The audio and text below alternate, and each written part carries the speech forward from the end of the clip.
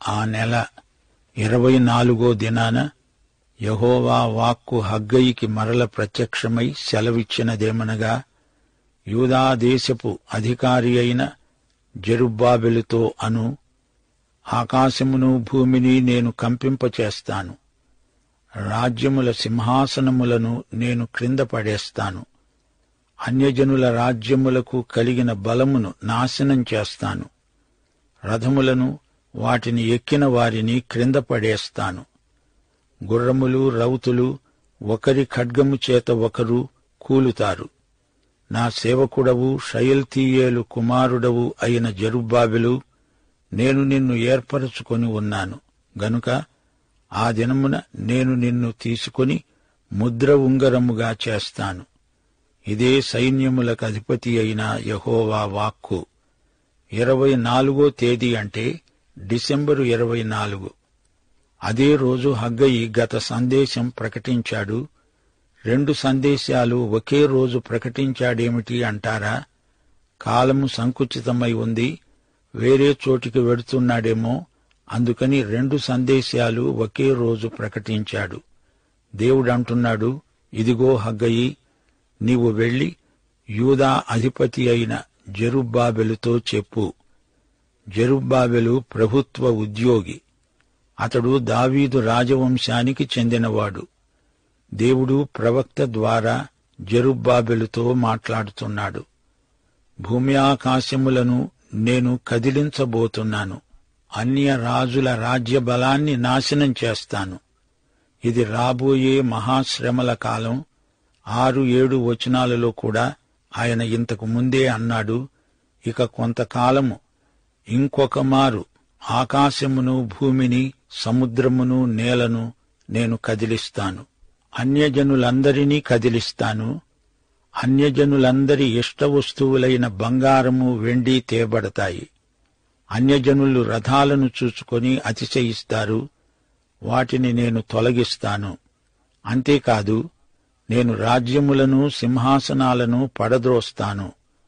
రథాలను కూలదోస్తాను. రథాలెక్కిన రాజులను పడదోస్తాను. ఇది మహాశ్రమల కాలాన్ని గురించిన ప్రవచనం.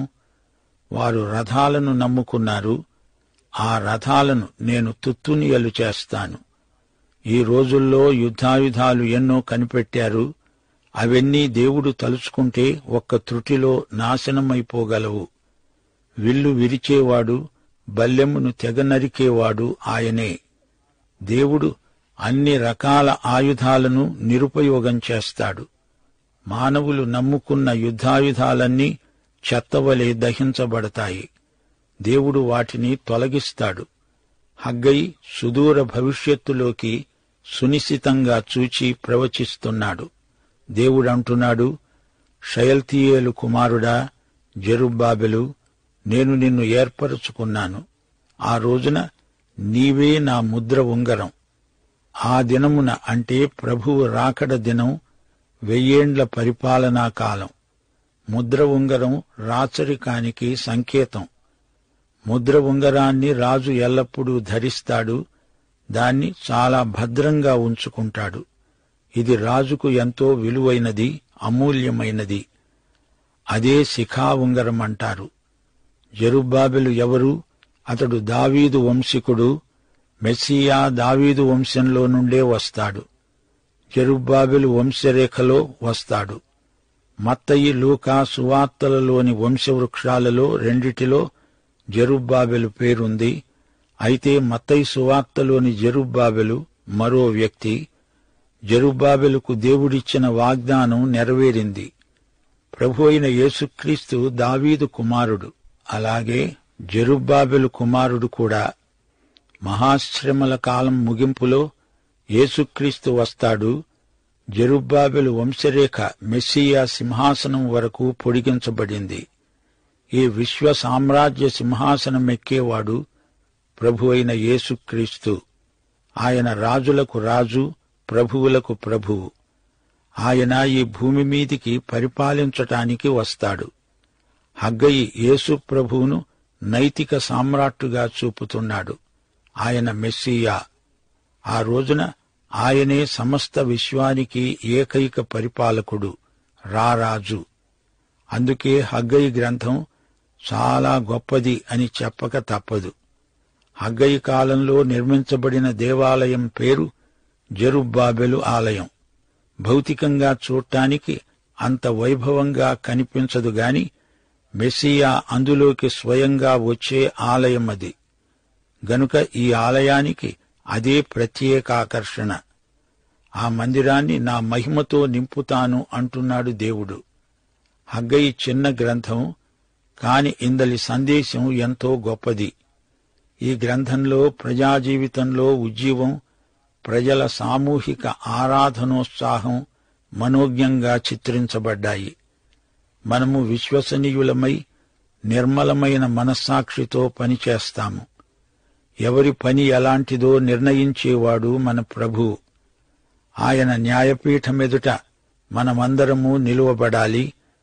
ఆయన బహుమానం మనం పొందాలి. ఆయన ఆనందంలో మనం ప్రవేశించాలి.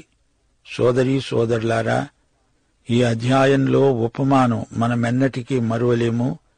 దేవుడు చెప్పిన ప్రకారం హగ్గయి యాజకుల వద్దకు వెళ్లి 2 ప్రశ్నలు అడిగాడు. 1, పవిత్రత ఒకరి నుండి ఒకరికి సంక్రమిస్తుందా? 2, ధర్మశాస్త్రం ప్రకారం అపవిత్రత ఎలా ప్రసరిస్తుంది?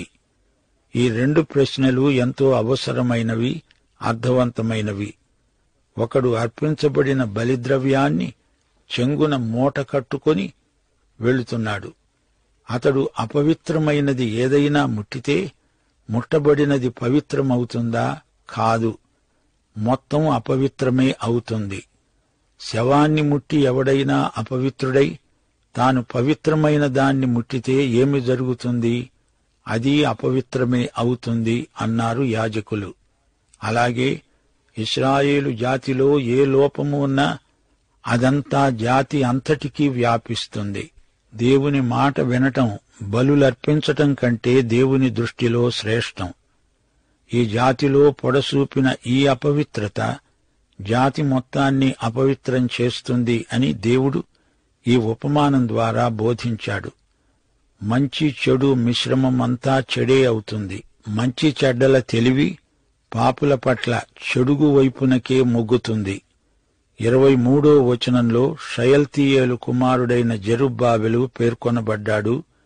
దేవుని పిలుపు ఒక విశ్వాసి జీవితంలో ఎంతో ముఖ్యం. జెరుబ్బాబెలు, నేను నిన్ను ఏర్పరచుకున్నాను అన్నాడు యెహోవా.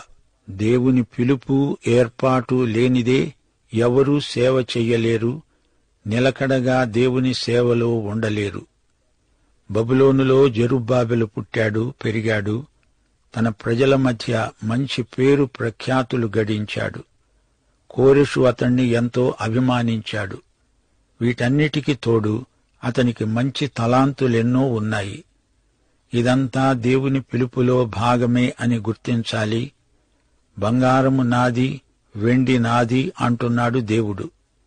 9వ వచనంలో దేవుని సమాధానం పేర్కొనబడింది. ఈ స్థలమందు నేను సమాధానమనుగ్రహిస్తాను. చిట్టచివరికి 20 నుండి 23వ వచనం వరకు హగ్గయి తన సందేశమిస్తూ రాబోయే గొప్ప విప్లవాలను పేర్కొన్నాడు. భూకంపం వస్తుంది. భూమిని కంపింపచేసిన వాడు యెహోవాయే. ఆకాశం కంపిస్తుంది. సింహాసనాలు కూలిపోతాయి. రాజ్యాలు సమూల ధ్వంసమైపోతాయి. యుద్ధ రథాలు ధ్వంసమవుతాయి. గుర్రాలపై రౌతులే పరస్పరం ఒకరినొకరు చంపుకుంటారు. మానవ చరిత్రలో ఇట్టి సంఘటనలు మామూలే. రాజ్యాలు లేస్తాయి, పడిపోతాయి. రాజకీయంగా పలు దేశాలలో విప్లవాలు చెలరేగాయి. మంచి చెడుగు ఈ రెండిటి మధ్య నిరంతర పోరాటం ప్రవర్తిల్లుతూనే ఉంది. సత్యానికి అసత్యానికి మధ్య నిరంతర పోరాటం జరుగుతూనే ఉంది. దేవుడు ఎల్లప్పుడూ సత్యం పక్షాన ఉన్నాడు. సత్యమే జయిస్తుంది. ఈ పోరాటంలో దేవుడు తన బిడ్డలతోనే ఉంటాడు. జెరుబ్బాబెలు లాంటి వారిని దేవుడు ఏర్పరచుకుంటాడు, వాడుకుంటాడు. దేవాలయ పునర్నిర్మాణంలో దేవుడు తన సేవకుడైన జెరుబ్బాబెలును ఘనంగా వాడుకున్నాడు. జెరుబ్బాబెలు దేవుని ముద్ర ఉంగరం. రాజముద్ర ఆ ఉంగరం మీద ఉంటుంది. దేవుని ఆభరణాలే ఈ దైవ సేవకులు. ముద్ర ఉంగరం అధికారాన్ని సూచిస్తుంది. అసత్యాన్ని ఎదిరించడానికి, సత్యం పక్షాన నిలవడానికి అధికారం దేవుడిచ్చిందే. ఇట్టి సేవకులకు దేవుడు ఆశ్రయము, దుర్గము. ఆపత్కాలమందు నమ్ముకోదగిన సహాయకుడాయన. ఈ రెండో దేవాలయం ఎంత ప్రాముఖ్యమైనదో హగ్గయి వివరించాడు. రాబోయే దినాలలో మహోజ్వలమైన అనుభవం వారికి కలుగుతుంది. పర్ణశాలల పండగ వచ్చింది. అది పంటను సమకూర్చుకునే పండగ. ఆ సమయంలో వారికి చాలినంత ఫలసాయం రాలేదు. నిరుత్సాహపడ్డారు. వెనకటి కట్టడం సొలొమోను మందిరం, దాని వైభవాన్ని వృద్ధులు తలపోసుకొని ఈ దేవాలయం దానికంటే తీసికట్టు అన్నప్పుడు దేవుని నిర్మాతలలో నిరుత్సాహం కలిగింది. హగ్గయి వారి నిరుత్సాహాన్ని పోగొట్టాడు. సువర్ణయుగం రాబోతుందని సూచించాడు. విశ్వసనీయులకు, సత్యప్రియులకు గొప్ప భవిష్యత్తు ఉంది. సైన్యములకు అధిపతి అయిన యెహోవా సన్నిధి వారికుంటుంది అనే హామీ ఇచ్చాడు దేవుడు. 5వ వచనంలో దేవుడు తన నిబంధనను జ్ఞాపకం చేశాడు. మీరు ఈజిప్టు దేశములో నుండి వచ్చినప్పుడు నేను మీతో చేసిన నిబంధన జ్ఞాపకం చేసుకోండి అన్నాడు. ఈ కడవరి మందిరము యొక్క మహిమ మునుపటి మందిరము యొక్క మహిమను మించుతుంది అన్నాడు. ఈ స్థలమందు సమాధానము నిలుస్తుంది. మంచి రోజులు ముందున్నాయి. ప్రజల సౌశీల్యం రాణిస్తుంది. ప్రతి ఒక్కరి నాలుక కొనపై సత్యం ఉంటుంది. ప్రతి ఒక్కరి జీవితానికి పరిశుద్ధమైన సుగుణం, అలంకారం, ఆభరణమై ఆకర్షణీయమై వెలుగొందుతుంది. పరలోక ఫలములైన ప్రేమ, సంతోషం, సమాధానం, దీర్ఘశాంతం, దయాళుత్వం, మంచితనం, విశ్వాసం, సాత్వికం, ఆశానిగ్రహం సమృద్ధిగా కానవస్తాయి. ప్రతి ఒక్కరి హృదయంలో సైన్యములకు అధిపతి అయిన యెహోవా నివాసముంటాడు. ప్రియ శ్రోతలు, వింటున్నారా? మెస్సియా రాకడ నిరీక్షణ హగ్గయి ప్రవచనాలలో ద్యోతకమవుతుందని వేరే చెప్పనక్కర్లేదు. ఆదాము హవ్వల పతనం నుండి మోషే మరణం వరకు, ఆదికాండం 3వ అధ్యాయం 15వ వచనం నుండి ఆదికాండం 12వ అధ్యాయం 3వ వచనం వరకు ఒక సరళ రేఖ గీయండి. ధర్మశాస్త్ర ప్రదాత, అధిపతి, విమోచకుడైన మెస్సియాను మోషే ప్రవచించాడు. ద్వితీయోపదేశకాండం 18వ అధ్యాయం 15వ వచనం. యెహోవా మీ మధ్యను నా వంటి ప్రవక్తను మీ సహోదరులలో మీ కొరకు పుట్టిస్తాడు. ఆయన మాట మీరు వినాలి. దావీదు, సొలొమోను రాజుల కాలంలో మెస్సియా రాజ్య భావన పరిణతి చెందింది. దావీదు మెస్సియా కీర్తనలెన్నో రచించాడు. యెషయా నుండి మలాకీ వరకు మెస్సియా అవతారం, శిలువ శ్రమలు తేటగా ప్రవచించబడ్డాయి. హగ్గయి 2వ అధ్యాయం 6 నుండి 9వ వచనం వరకు మెస్సియా రాకడ వాగ్దానాలున్నాయి. నేటి క్రైస్తవ యుగపు వెలుగులో హగ్గయి ప్రవచనాలలో మెస్సియా రెండో రాకడ భావన మరీ తేటగా కనపడుతుంది. అన్య ప్రజలందరూ తమ ఇష్ట వస్తువులు అనగా వెండి, బంగారం తెస్తారు.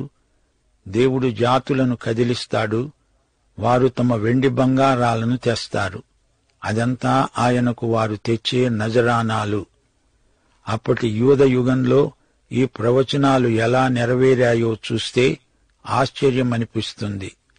పారసీకాన్ని గ్రీసు జయించింది. అలెగ్జాండరు మరణంతో గ్రీసు ముక్కలుగా చీలిపోయింది. ఆ తరువాత తూర్పు ప్రపంచమంతా రోముకు వశమైపోయింది. ఇదంతా జరుగుతూ ఉండగా యూదులు అభివృద్ధి చెందారు. అన్యులు కూడా వచ్చి వారి అభిష్ట వస్తువులు, కానుకలు తెచ్చారు. రాను రాను సమాజ మందిరాలలో వాక్య పఠన క్రమంగా జరుగుతూ వచ్చింది. మెస్సియా ప్రవచనాలలో చాలా భాగం ఇందులో నెరవేరింది. తూర్పు దేశపు రాజులు ఆయనకు నజరానాలు తెచ్చారు గదా. హగ్గయి యేసుక్రీస్తు రెండో రాకడను చూచి ప్రవచించాడు. దేవునికి స్తోత్రం. శ్రోతలు, ముగింపులో ఈ అధ్యాయంలో 20 నుండి 22 వచనం వరకు మరోసారి పరిశీలించండి. హగ్గయి చేసిన మరో ప్రసంగమిది. ఇందలి ప్రవచనం ఇంకా నెరవేరవలసి ఉంది. దేవుడు ఆకాశాన్ని భూమిని కదిలించడం, లోకంలోని జాతులన్నిటికీ తీర్పు, రాబోయే మహాశ్రమల కాలమే. సింహాసనాలన్నీ అంతరించగా ఆ స్థానంలో మెస్సియా సింహాసనం స్థిరపరచబడుతుంది. దానియేలు గ్రంథంలోని రాయి చెక్కబడని రాయి. అది పైనుండి వచ్చి రాజ్యాలన్నిటిపై పడుతుంది. నెబుకద్నెజరు స్వాప్నిక విగ్రహం దుమ్ము ధూళి అయిపోయింది. దానియేలు గ్రంథం 2వ అధ్యాయం 44-45 వచనాలు. ఇక ఈ అధ్యాయం 23వ వచనంలో దావీదు వంశీకుడైన జెరుబ్బాబెలు దేవుని ముద్ర ఉంగరమై కనిపిస్తున్నాడు. దావీదు కుమారుడైన యేసుక్రీస్తు మెస్సియాకు జెరుబ్బాబెలుకు ముందు గుర్తుగా పేర్కొనబడ్డాడు. యేసుక్రీస్తు వచ్చి దావీదు సింహాసనాన్ని తాను స్థిరపరుస్తాడు. ఆ సింహాసనానికి సమస్త హక్కులు యేసుక్రీస్తుకే ఉన్నాయి. యేసుక్రీస్తే దేవుని యొక్క శాశ్వతమైన ముద్ర ఉంగరం, శాశ్వతమైన శిఖా ఉంగరం. యేసు రాజ్యం వచ్చినప్పుడు జెరుబ్బాబెలు మెస్సియా యొక్క ప్రధానమంత్రులలో ఒకడై ఉంటాడు. దానియేలు గ్రంథం 12వ అధ్యాయం 3వ వచనం. ఆ రోజున ఈ విశ్వాసవీరులు ఆకాశమండలమందు జ్యోతులై ప్రకాశిస్తారు. మత్తయి సువార్త 19వ అధ్యాయం 28వ వచనం. ప్రపంచ పునఃస్థితి స్థాపనమందు మనుష్య కుమారుడు తన మహిమగల సింహాసనము మీద ఆసీనుడై ఉండినప్పుడు నన్ను వెంబడించిన మీరు 12 సింహాసనముల మీద ఆసీనులై ఇశ్రాయేలు 12 గోత్రముల వారికి తీర్పు తీరుస్తారు. దేవుడు ప్రజలకు ప్రవక్త ద్వారా సాధారణ సందేశం ప్రకటించాక జెరుబ్బాబెలుకు పంపిన ప్రత్యేక సందేశమే ఈ చివరి పాఠం. దీనితో హగ్గయి గ్రంథం ముగుస్తుంది. జెరుబ్బాబెలు గొప్ప ప్రజానాయకుడు, యెహోషువ గొప్ప యాజకుడు. ఈ ఇద్దరిని ప్రవక్త వ్యక్తిగతంగా హెచ్చరించాడు. శత్రువులు ఎంత దూరాన ఉన్నా, ఎంత దగ్గరగా ఉన్నా జెరుబ్బాబెలు భయపడనక్కర్లేదు. పరలోక సేనల అధిపతి ప్రపంచ సైన్యాలన్నిటినీ తన అదుపులో, ఆధీనంలో ఉంచుకునేవాడు జెరుబ్బాబెలుకు హామీ ఇస్తున్నాడు. జెరుబ్బాబెలు దేవుని ముద్ర ఉంగరం లాంటివాడని యెహోవాయే ప్రకటించాడు. ఈ గ్రంథం మొత్తంలో 2 ప్రాముఖ్యమైన వచనాలను మనం గుర్తించాలి. హగ్గయి 2వ అధ్యాయం 12వ వచనం, ఆ తరువాత 2వ అధ్యాయం 23వ వచనం. లోకంలో మంచి చెడు రెండూ పెరుగుతున్నాయి. ప్రతిష్ఠితం అప్రతిష్ఠితం, పరిశుద్ధం అపరిశుద్ధం, ఆమోదయోగ్యం నిషిద్ధం, ఈ విధంగా 2 వాస్తవాలు సమానాంతరంగా లోకంలో విజృంభించడం చేదు నిజం. పాపము ఎక్కడ విస్తరించిందో అక్కడ కృప అపరిమితంగా విస్తరించింది. అందుకని పాపమందు నిలిచి ఉంటామా? అట్లనరాదు. మంచి చెడు ఈ రెండిటిలో దేనికి అంటుగుణం ఉంది? పాత నిబంధన వ్యవస్థలో దేవునికి అర్పించబడిన బలిమాంసం పరిశుద్ధం. కాని అది ప్రత్యేకమే అయినా దాని పరిశుద్ధత స్పర్శ ద్వారా వేరే వస్తువులకు ప్రసరించదు, అంటదు. అయితే అపవిత్రుడు తన అశుచిని ప్రసారం చేస్తాడు. స్పర్శ ద్వారా అంటు వ్యాపిస్తుంది. ఆరోగ్యం ప్రసరించదుగాని రోగం బలంగా ప్రసరిస్తుంది. అది పాత నిబంధన. అనగా పాత నిబంధనలో చెడుగు వ్యాపించింది గాని మంచి అలా వ్యాపించలేదు. వారు అవిధేయులై దేవాలయాన్ని నిర్మించకుండా అలానే ఉండిపోయారు. ఈ బలహీనత జాతి అంతటా ప్రసరించింది. అదొక అంటువ్యాధిలాగా వేగవంతంగా వ్యాప్తి అయి జాతి మొత్తాన్ని దుష్ప్రభావానికి గురిచేసింది. వారిలో మిగిలి ఉన్న కొంచెం మంది కూడా పాడైపోయారు. మరో విశేషం, 78 సంవత్సరాలకు ముందు బబులోను రాజు యెహోయాకీనును చెరగొనిపోయాడు. అప్పుడు యెహోయాకీనును దేవుడు విసర్జించాడు అన్నాడు యిర్మీయా 22:24. కొన్యా అనగా యెహోయాకీను నా కుడి చేతికి శిఖా ఉంగరముగా ఉన్నా దాని మీది నుండి నిన్ను ఊడదీసివేస్తాను. ఆ ఉంగరం ముద్ర ప్రభుత్వ దస్తావేజులన్నిటి మీద ఉంటుంది. అది లేనిదే ఏ పత్రము చెల్లదు. అది అధికారపూర్వకమైనది. యెహోయాకీను మనుమడే జెరుబ్బాబెలు. అతడు బబులోను నుండి యెరూషలేముకు వచ్చాడు. దేవుడిప్పుడు ఈ జెరుబ్బాబెలును తన ముద్ర ఉంగరంగా నియమించాడు. ఈ జెరుబ్బాబెలు వంశమే పొడిగించబడి మెస్సియా వరకు వచ్చింది. దావీదు కుమారుడైన యేసుక్రీస్తు వచ్చి రాజ్యం స్థాపించినప్పుడు ఈ ప్రవచనం యొక్క పూర్తి నెరవేర్పు అందరూ చూస్తారు. యేసే దేవుని ముద్ర ఉంగరం. ఈ ముద్ర మరెన్నటికీ చెరిగిపోని రీతిగా మానవతపై ముద్రించబడుతుంది. దేవునికి స్తోత్రం. మన ప్రభువు రక్షకుడు అయిన యేసుక్రీస్తు వారి శాశ్వత కృప, తండ్రి అయిన దేవుని అపార ప్రేమ, పరిశుద్ధాత్మ నిత్య సహవాసము మనకందరికీ తోడై ఉండునుగాక. ఆమేన్.